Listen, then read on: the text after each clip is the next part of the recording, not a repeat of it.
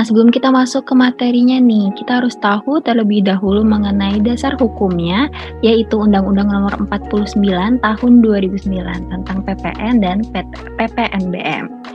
Nah, dikarenakan di sini objek yang dibahas terlalu banyak, kita hanya akan fokus di overview yang ada di bawah ini, yaitu mengenai daerah pabean, pasal 4 ayat 1 dan pasal 16C dan 16D. Aku yakin teman-teman semua pasti udah familiar banget sama yang namanya daerah pabean. Daerah pabean sendiri adalah wilayah Republik Indonesia yang meliputi wilayah darat, perairan, dan ruang udara di atasnya, serta tempat-tempat tertentu di ZEE dan landas kontinen yang di dalamnya berlaku Undang-Undang Kepabeanan. Nah, untuk pembagian wilayahnya sendiri ada 5 ya di sini. Kita langsung bahas aja ke yang pertama. Untuk wilayah darat Indonesia. Nah, wilayah darat Indonesia ini berbatasan dengan wilayah negara Malaysia, Papua Nugini, dan Timor Leste. Untuk wilayah perairan Indonesia adalah laut wilayah Indonesia beserta perairan pedalaman Indonesia. Dan untuk ruang udara di atas Indonesia adalah batas ruang udara di Indonesia mengikuti batas kedaulatan negara di darat dan di laut. Dan batasnya dengan angkasa luar ditetapkan berdasarkan perkembangan hukum internasional.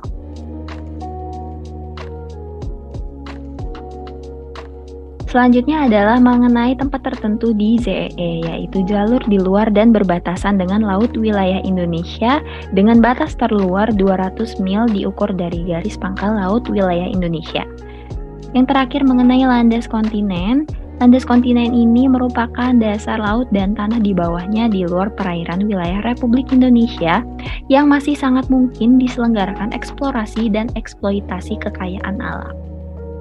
Kita udah bahas ya tentang daerah pabean. Nah, kira-kira apa aja sih kebijakan PPN dalam daerah pabean? Teman-teman pasti udah tahu banget tentang unsur-unsur yang terkandung. Nah, yang pertama ada mengenai BKP atau JKP, penyerahan BKP atau penyerahan JKP, penyerahan dalam daerah pabean, dan penyerahan yang terkait dengan kegiatan usaha atau pekerjaan PKP yang bersifat kumulatif. Kita udah selesai nih bahas tentang daerah pabean. Sekarang masuk ke materi yang kedua, yaitu tentang pasal 4 ayat 1 Undang-Undang PPN. Di sini ada 8 ya poin-poin pentingnya. Jadi kita langsung masuk aja ke materi yang pertama, yaitu ayat 1 huruf A. Di sini dibahas mengenai penyerahan BKP di dalam daerah pabean oleh pengusaha. Tapi apa aja sih, siapa-siapa aja yang termasuk dalam pengusaha? Pengusaha di sini berarti pengusaha yang melakukan kegiatan penyerahan BKP, baik yang sudah dikukuhkan menjadi PKP maupun yang belum dikukuhkan.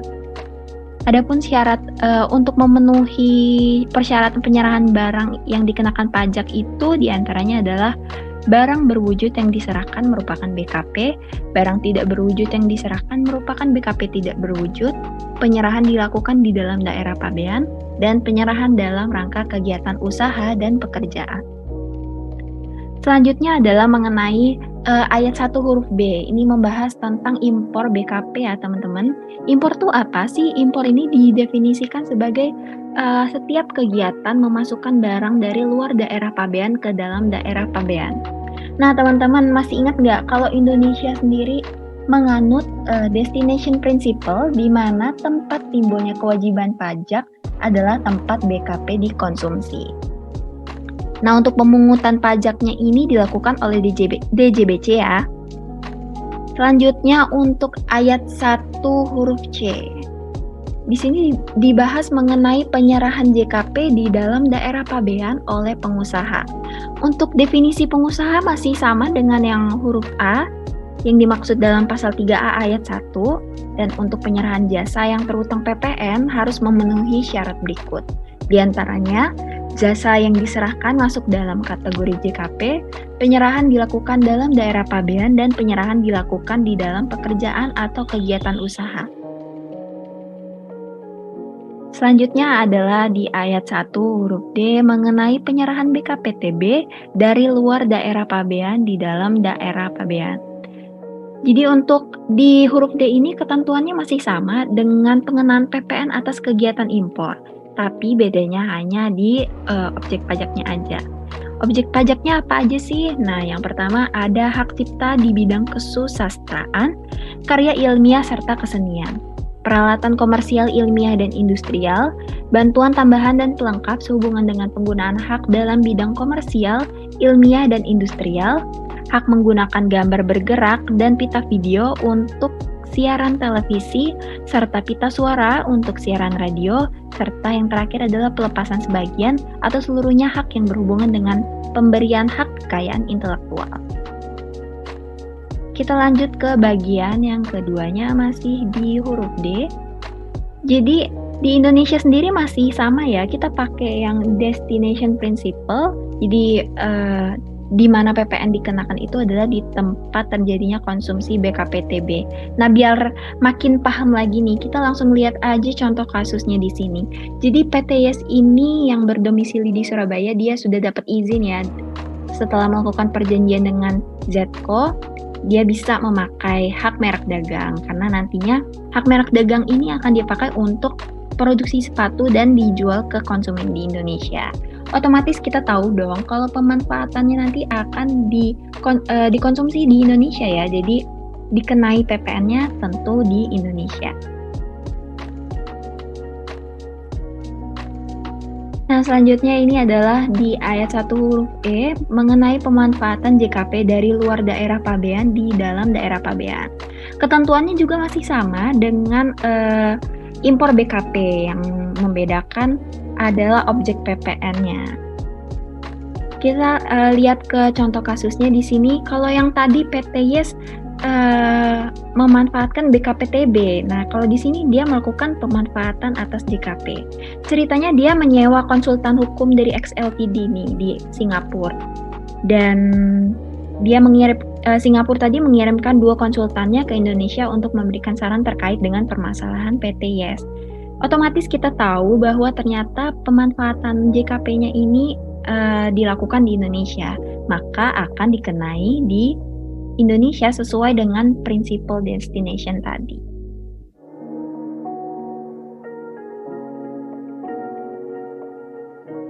Selanjutnya ada di huruf F tentang ekspor BKP berwujud oleh PKP.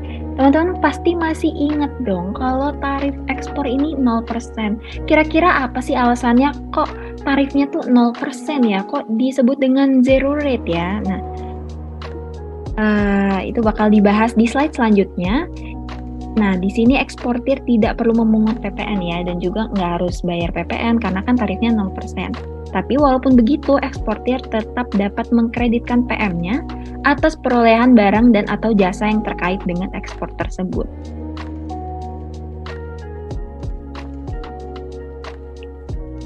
Nah, selanjutnya di huruf G mengenai ekspor BKPTB oleh PKP. Nah, di sini BKPTB didefinisikan sebagai hak cipta di bidang kesusastraan, karya ilmiah serta kesenian, peralatan komersial ilmiah dan industrial, serta bantuan tambahan dan pelengkap. Jadi untuk semua penyerahan BKPTB oleh PKP harus dibuatkan faktur pajak ya, meskipun pembeli bukan termasuk dalam kategori PKP. Kita lanjut ke yang bagian keduanya nih. Di sini contohnya adalah PTY dari Indonesia itu menyerahkan hak cipta merek dagang kepada konsumen di Australia. Fauzan menyerahkan hak siaran televisi kepada media televisi di Malaysia. Jadi pengusaha yang dapat melakukan ekspor BKPTB itu hanya pengusaha yang telah dikukuhkan sebagai PKP. Selain itu, pengusaha bersangkutan harus memungut PPN, menyetorkan PPN, dan melaporkan SPT masa PPN. Kewajiban ini tidak berlaku untuk kategori pengusaha kecil yang telah ditetapkan oleh Menkyu.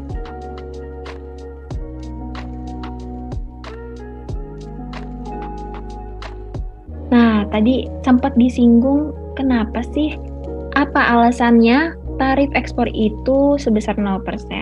Jadi tujuannya untuk meningkatkan ekspor sehingga akan menggenjot PDB, menjaga jika sewaktu-waktu terjadi kenaikan tarif paling rendah 5% dan paling tinggi 15%. Jadi nih, in case pemerintah itu menetapkan ekspornya kita kasih tarif ekspor 10% atau kita kasih tarif ekspor 15 atau 20%.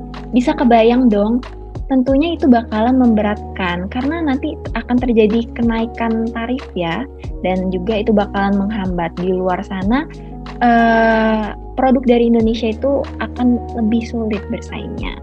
Jadi intinya adanya tarif 0% ini untuk membantu pengembangan persaingan barang-barang Indonesia gitu teman-teman.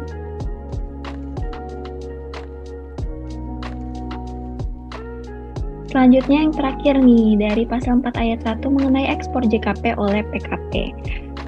Yang termasuk dalam ekspor JKP ini adalah penyerahan JKP dari dalam daerah pabean keluar daerah pabean oleh PKP. Tuh teman-teman.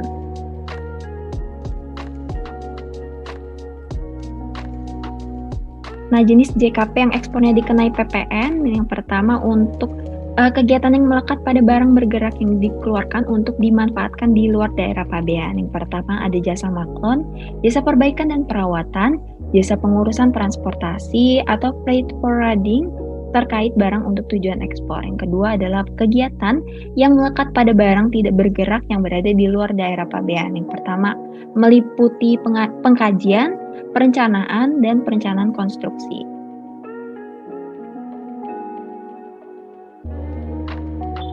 Selanjutnya adalah kegiatan yang hasilnya diserahkan untuk dimanfaatkan di luar daerah pabean. Yang pertama adalah jasa teknologi dan informasi, penelitian, persewaan alat angkut, konsultasi bisnis, perdagangan, dan interkoneksi.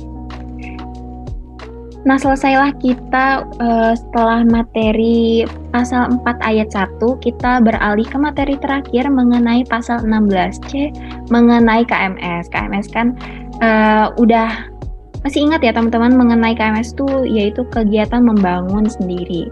Kriterianya apa aja sih? Yaitu memiliki konstruksi dari material tertentu, keterangannya yaitu batu bata, kayu, beton, baja, dan material sejenis untuk tempat tinggal atau usaha pribadi sebagai hunian maupun toko atau bisnis jasa, memiliki ukuran tertentu yaitu luas seluruhnya mencapai lebih dari 200 meter kuadrat.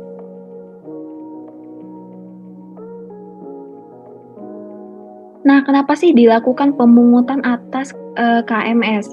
Jadi kalau misalkan kita melakukan KMS, nanti tentunya akan ada peningkatan nilai tambah dari tanah serta bangunan. Nah, dari peningkatan nilai itulah kita harus dikenakan PPN.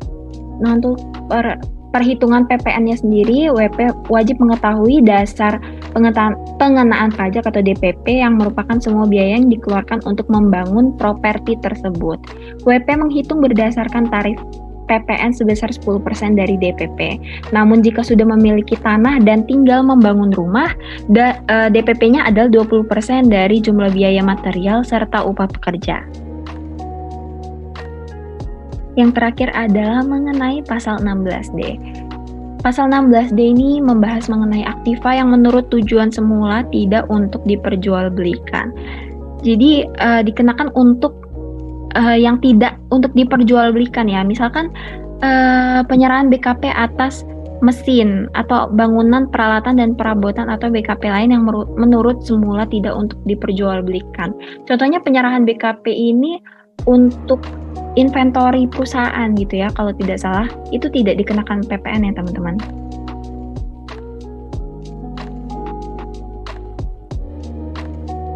Nah, yang selanjutnya adalah yang dikecualikan dari pemungutan pajak objek pajak 16D. Yang dikecualikan yaitu aktiva yang digunakan tidak berhubungan langsung dengan kegiatan penyerahan kena pajak, kendaraan bermotor berbentuk sedan dan station wagon, kecuali sebagai barang dagangan atau untuk disewakan.